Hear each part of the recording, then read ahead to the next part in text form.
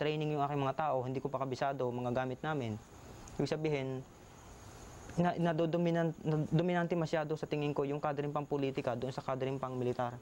Kadring pang militar ako, siya, kadring pang politika. Binaba mo sa akin ng misyon, sapat na sa akin na nakuha ko yung misyon. Diyan, tahimik ka na dyan. Sa petsang binigay mo sa akin, sa loob ng 2 linggo, bibirahin ko yan. Pero kung apurado, ako ng balang dumiskarte. Nakikialam eh. Deployment ng puwersa, deployment ng intelligence team, ng lahat-lahat, nakikialam pa. Baril na dadaling ko, huwag ka na makailan kung pwede suntukin ko eh. Ganon yung ginagawa. Yun, nakababa ng moral ko din yun. Yun, mga ilang may binigay sa aking operasyon din, checkpoint. Barangay Kalumpang ng Tayabas. Sabi, mag-check kami, magpa-expose. At dahil yung buong kumpanya, company formation naka-ambush. Tapos walang ibang marunong mag-drive, tapos walang ibang pwede lumabas na maghawak daw ng team. Nagdala ko na 5 tao. Nagbiyahe kami doon sa crossing, sa puntang Tayabas, Sariaya, Lucena. Nagabang kami doon. Tapos, nakakita kami ng pang-militaring sasakyan, upakan namin sa daan. Tapos, bumangga na yung sasakyan, matras na kami. Punta na kami sa main body, inaasahan namin, may magre-reinforce, hahabulin kami sa bugyo yung hahabol sa amin. Walang humabol. Nag-check lang doon. Kinabukasan umaga, napipikon na eh. Pinalabas uli kami. Sabi ko, naandun pa ang military eh. Chinempo lang namin, kumakain. Ang military, nasa Lucena, sa Camp Nacar. Salisi kami naman nag-check uli. May NPA na naman doon, check naman. Nakakita namin si Major Siciliano ng Philippine Marine Battalion Commander. Na-check namin, nakuha namin 2 pistol. Ang masakit noon, nadala namin yung baril, nag-report kami, aksama, 2 baril nakuha natin, 2 pistol. Tagumpay tayo. Sabi, ba't hindi nyo pinatay yung Medyo? Sa akin noon, ayaw ko na nga ng patayan na, sabi ko na, masyado na eh. Sobra na masyado na akong naguguluhan. Sabi ko nga, paano tayo mananalo kung puro patayan? Isa nakademoral sa akin dyan, yung nangyari sa Batangas. Read ba namin yung bahay ng CHDF? Ang plano nung kukunin lang ang buhay. Ay lumaban yung CHDF, naandun yung pamilya niya, obligadong putukan dahil minamatay sa aming isa. Pinutukan, minadamay ng mga bata. Sabi ko, masakit sa akin yun eh. Sabi natin, ayaw natin ang madamay yung walang kinalaman. Kaya ibig sabihin, sunod yung mga pambababa ng moral ko noon. Yun, nagmungkahi ako magpaalis na sa fighting unit. Hanggang sa itong napalipat ako sa Banahaw Command kay Ka-Hector. Tuloy-tuloy kami nag-organize ng propaganda. Umabot siguro 11 buwan ako nag-organize ng propaganda sa area ng Mauban, Sampaloc, Lokban. Ako na rin yung itinayo doon na CEO ng 3 bayan. Tapos mula yun ng April 88 to March 89. Yun, ako na nag-CEO doon. Ngayon, habang nung October 88, naresto ako ng NPA. Yun. Anong kadahilanan?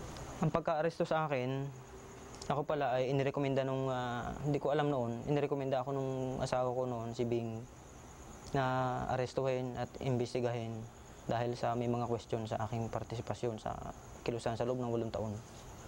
Inaresto nila ako. Bali nung una, sabi Aris, kumonsentra ka, pumunta ka sa amin dito at kailangan may special na assignment ka.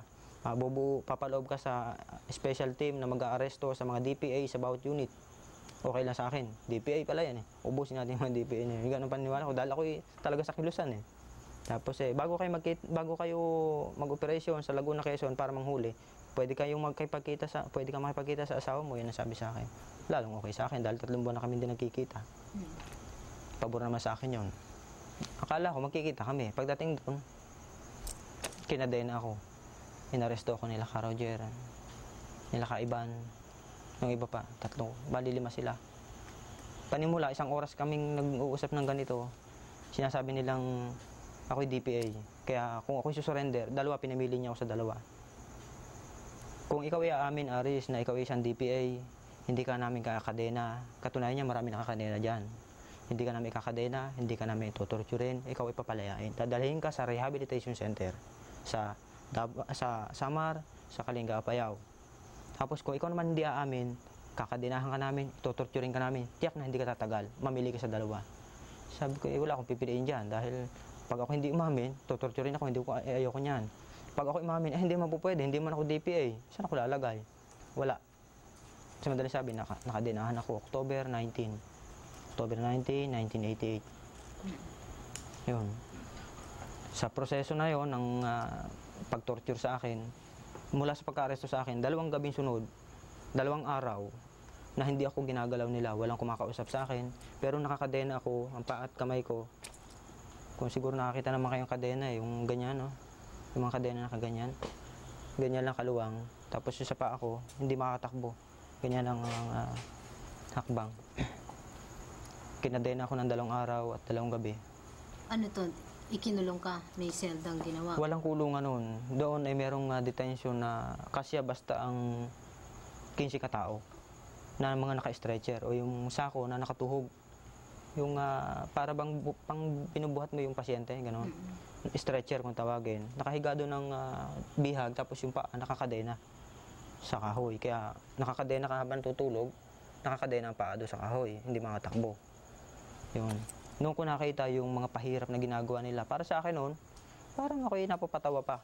Hindi mo ako nasasaktan. Nakikita kong ginagawa. Para sa akin, sanay na ako sa ganong, yung parang training eh.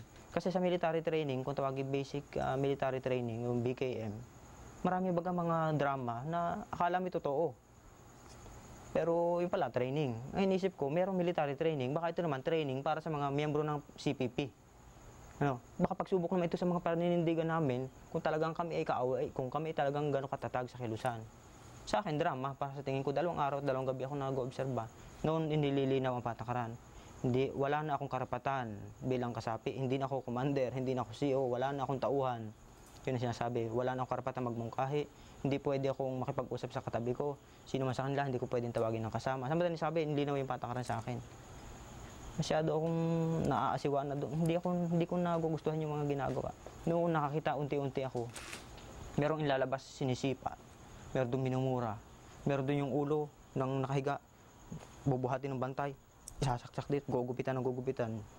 Meron diyan kukunin, isasak diyan, gugupitan, aalisin lang ito ng bigote dito, itong isang kilay aalisin. Yung ganun bang, mukhang hindi na ito totoo eh. Kasi pagkatapos ng training, ganun itsura nito mga ito. Yung iba, kinakalbo eh. Yung ginuguhitan lang dito ng gunting. Meron dito. Meron inaahit ito. Ito naman ang lago ng buhok dito. Sabi ko, hindi ito training palagay ko ah. Parang totoo na nga. Meron nag-iiyakan doon, nagsisigawan dyan. Basta ang larawan, kung papakaramdaman mo, parang karumal-dumal na itsura ng kapaligiran. Meron doon gumugulong sa sipa, meron nakabitin, may babaeng hinuhubuan, meron naman doon na nangihingi ng pagkain at may dumudugo ang muka. Tapos may nagsisigawan doon, may sumisigaw doon babae. Ang dami, magulo. Para sa akin noon maraming question, bakit nagkakaganon? Kasi madaling sabi noon, nung ako ipatawag na, kasi noon, yung pala, ito yung 3 araw ini-interrogate. Pagka na-interrogate ka ngayon, bilang ka ng 2 araw, kasunod na araw, i-interrogate. Interrogasyon na naman. Kaya nung unang interrogasyon sa akin, pinapasuko pa rin ako. Sige, tatanggalan ka namin ng kadena, ako ikaw i-aamin, DPA ka. Ganun uli. Talagang wala akong kaalam-alam dyan. Naandun din, kaharap ko rin yung asawa ko, si Bing. Tsaka yung aking hipag, yung aking bilas, yung aking pinsang CEO. Talagang ano ba itong klaseng ito? Drama ba ito? Hindi. Puro nakakatikim na akong sampal at suntok. Hindi na talaga ito biro-biro eh. Iba na. Yun, na madaling sabi. Malinaw na sa akin na pahirap talaga itong ginagawa nila. Masasabi mo ba sa amin, Kaari, saan lugar yan?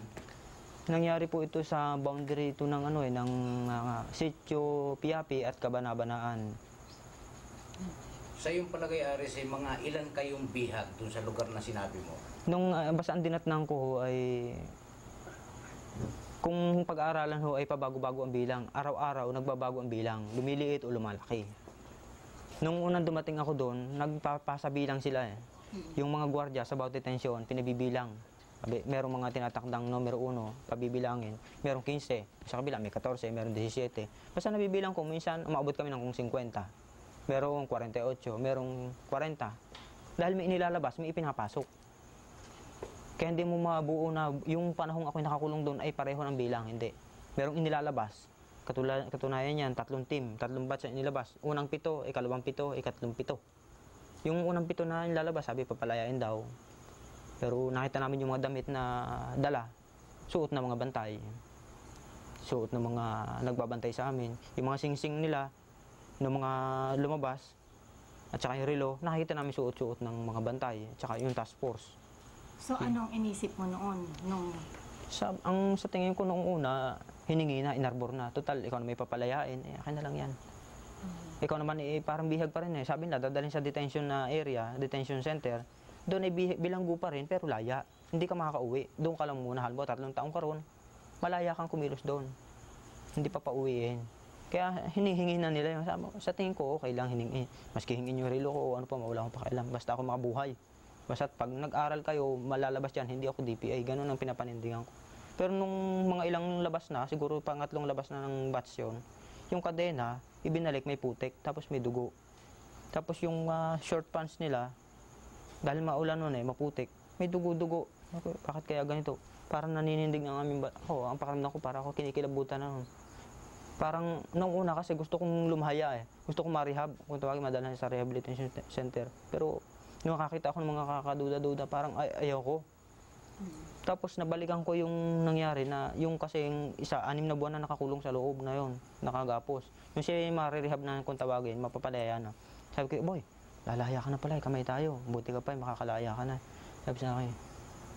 Ibig sabihin, ang pagbasa ko sa kanya, kung pag-aaralan ngayon, hindi ako makakalaya, mali kayo. Hindi pwedeng sabihin, hindi niya pwedeng sabihin yon. Madadali siya. Kaya, ngayon ko nabalikan na gano'n palang ibig niya sabihin, namumutla siya, tatakot siya, at sinasabi niya hindi ako lalaya, parang gano'n ang sinasya niya sa amin noon. Doon baka Aris na sinabi mong bilang kanina ng mga bihag, may mga ilan kung meron na napansin mong mga babae? Ang nakita ko kung binihag doon ay, bali sa detention namin ay 2 babae, si Kaleni at saka si Cielo. Doon sa kabilang detention, sa detention 3, nandun yung galing sa simbahan, si Kakrista, yung manganganta sa simbahan, yung kapag nagmimisa, isa yun. Bali 3 babae doon, di bali 5. Tapos sa kabila, mayroong 1 Kuba na babae. Pare ko, 2 rin sa kabila, bali 7 babae yun. Ngayon, yung naunang babae, pinatay yung 3 na, ang pangalan ay Sandra, Paula, Jubel. Yung Jubel, Paano mo nasabing pinatay? ayun na po yung sa kwentuhan doon, hindi ko na inabot sila eh. Sa palagay mo, Aris, mga anong edad, anong gulang yung mga babaeng bihag na yan? Ang isa sa kilala ko doon at nakita ko na si Kajubel. Si Kajubel, tansya ko po ay hindi bababa ng 20. Mga 22, 20 o 18. Ayun, pwedeng mga ganong edad. Estudyante. Ang naging kaso noon, ang alam ko, nag-combat drill sila, yung unit nila, nag-accidental fire yung kanyang carbine, tinamaan yung binti ng isang kasama niya. Inaresto na siya dahil DPA pala yung galing sa labas na mamaril ang kasama. Isa yun. Yung isa naman, sinasabing si Kapaula, taga Santa Cruz, taga Barangay Patimbaw, Santa Cruz, Laguna. Yun. Yung Sandra, nakilala ko yun, nagkasama kami sa raid noon sa munisipyo ng Dolores, Quezon. Kasama kami noon, kaya kilala ko yung Sandra. Ano yung mga kinakaso sa iyo? Ang ikinakaso sa akin, ako daw isang lieutenant ng Armed Forces of the Philippines. Hindi naman nila tinukoy ko ako PC o Army. Basta ang sabi sa akin, ako ay teniente. Ngayon, nung una, ayon sa interogasyon sa akin, hindi raw ako po pwedeng arestuhin nang wala silang pinanghahawakan. Ganun lagi. Matagal na, ilang beses na ako na-interrogate. At yung huling interogasyon sa akin, November 4, ang sabi nila sa akin, ang huling umausap sa akin kasi yung dati kong asawa, si Kabing. Tsaka yung aking hipag, yung aking bilas, tsaka yung aking pinsang CEO. Sabi nila, ikaw ay may ranggo, ikaw ay military. Kaya kung ikaw ay nakipagtulungan, umamin ka na. Maawa ka sa sarili mo, tsaka maawa ka sa anak mo. Papalayain ka rin naman namin, may konsiderasyon pa. Talagang hindi po pwedeng hindi aamin. Matagal ko nang ginawa yung hindi ko pag-amin, lagi ako nasasaktat na napapabitin. Ako, ayaw ko na mapabitin dahil masakit. Mahirap. 4 na araw at kalahati ako nakabiting walang kain at walang inom. Paano yung pagkakabitin sa'yo? Yung kahoy na 2 ganyan, magkatabi, merong parang baras, pambaras, yung binibitin ng ganon. Tapos nakakadena ako dyan, yung ganyan kaluwang, tapos nakakadena pa ako. Tapos sa gitna noon, merong kadena na isinasampay dyan. Pag isinampay, hihilahin mo, halimbawa ikaw ang bantay, hihilahin mo yun, tataas akong ganon. Tapos kumbaga, kung halimbawa, nakatikdi kasi yung dulo ng paa na ganyan, yun. Tapos yan, nakaganyan. Hindi pwedeng ibabang ganun dahil mabibigti ito. Kaya sa madaling sabi, hindi po pwede. Yun, ganun kahirap ang bitin. Kaya sabi ko, ako ayaw ko na magpabitin. Hindi ko kaya. Dahil sa 4 na beses, 4 na araw at kalahati ako napabitin, pinanindigan ko nang aaminin ko na ang gusto nilang ipaamin sa akin. Ngayon, ang sabi sa akin,